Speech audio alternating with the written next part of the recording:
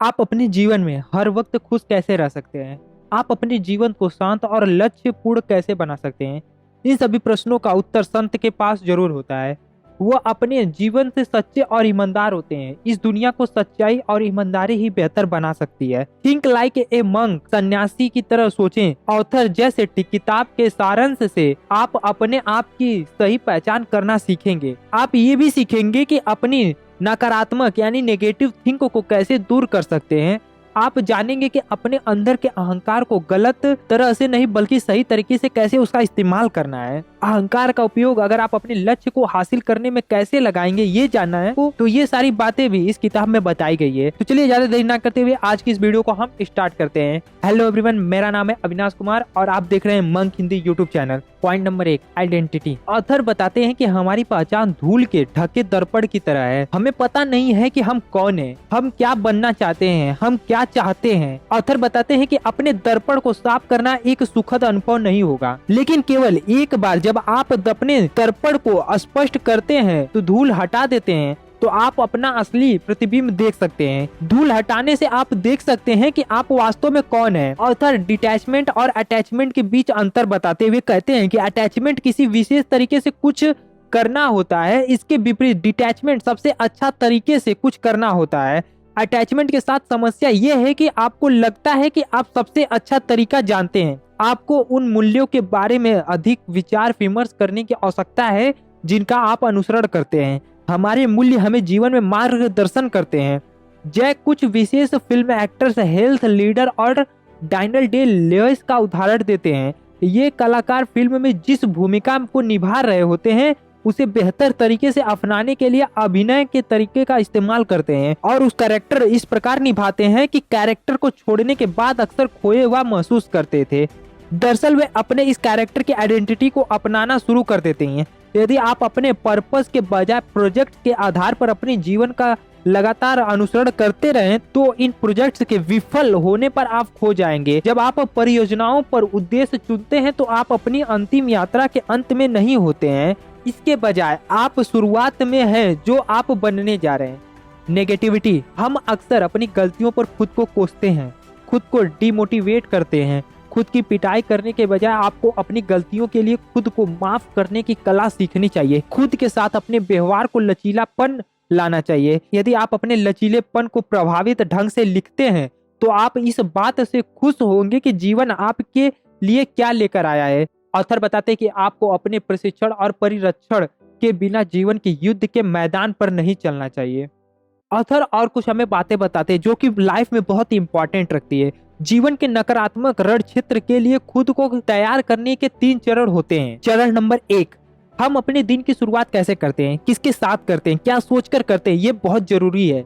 एक रिसर्च के अनुसार सुबह 80% लोग अपने साथी से पहले अपना फोन देखते हैं।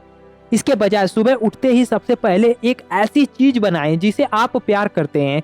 कला का एक काम जो आपको प्रेरित करता है या आपके परिवार की एक तस्वीर जो आपके लिए बहुत मायने रखती है। इन चीजों को सुबह में पहली बार देखने से आपके अंदर अपने दिन की शुरुआत करने के लिए एक सकारात्मक ऊर्जा और उत्साह आता है।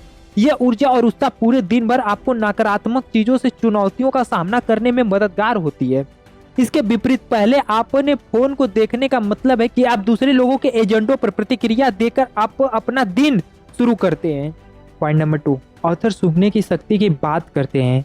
आप अपने दैनिक जीवन में सेंट या फिर इत्र का उपयोग करते हैं। मंदिरों में शांति और सकारात्मकता का सबसे बड़ा कारण वहाँ उपयोग में ली जाने वाली खुशबूदार चीजें हैं, जैसे चंदन, कस्तूरी, अगरबत्ती आदि, जो सकारात्मकता के और शांति बनाने में मदद करते हैं, जो आपको नकारात्मकता से बचाने में मदद करता है। पॉइंट नंबर 3, ऑथर बात करते हैं कि कैसे अप्रासंगिक ध्वनियां आपके संज्ञात्मक भार को बढ़ा सकती है। न्यूयॉर्क में रहते हुए ऑथर बिना किसी वास्तविक कारण से थकावट महसूस करने लगा था। अकादमिक लेख पढ़ने के बाद भी उन्होंने जाना कि आपके वातावरण में अप्रासंगिक ध्वनियां होने से संज्ञात्मक भार कैसे बढ़ा सकते हैं। यदि आपके पास पृष्ठभूमि में समाचार है या पास में ड्रिलिंग जोर से हो रही है तो आप संज्ञात्मक भार का 80% बर्बाद कर रहे हैं।